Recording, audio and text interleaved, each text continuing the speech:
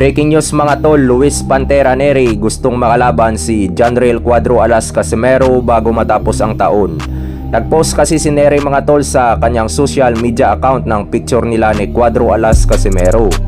Tapos may caption na para Siral el ano or to close this year sa wikang Ingles. So interesado na talaga si Luis Pantera Nery mga tol na makalaban ang Angas ng Pinas. Siguradong napanood ni Nery mga tol ang last na laban ng Angas ng Pinas kontra Philippos Ngitumba. Siguro nakitaan niya ng butas ang laruan ni Cuadro Alas. Pero kung maglaban si Casimero at Nery mga tol, siguradong magpapaganda ng kondisyon tong si Casimero. Baka kukuha na ng conditioning coach dahil hindi din basta-bastang kalaban si Nery. May nakatakdang laban pa si Cuadro Alas Casimero mga tol ngayong October kontra Uguni. Pero wala pa namang official announcement mula mismo sa promoter na si Ito.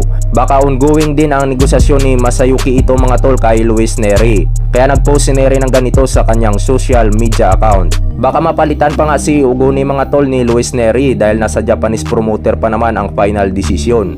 Hindi pa kasi nag-announce si Ito kung sureball na ang laban kay Uguni. Kaya hindi na tayo magtataka mga tol kung si Luis Nery ang makakalaban ni Casimero sa October. Siguradong mapapalaban agad si Casimero mga tol sa isang world title fight kapag tinalo niya si Nery. Dahil mandatory challenger itong si Nery ng WBC. Posible din mga tol na pagkatapos ng laban ni Casimero kontra Uguni sa October ay susunod niya na si Luis Nery sa December. Pwede naman yan mga tol kahit mahigit 1 month lang ang pahinga. Basta wala masyadong damage si Casimero sa magiging laban niya kay Uguni. Ano ang masasabi nyo dito mga tol? Comment lang kayo sa ibaba. Maraming salamat po.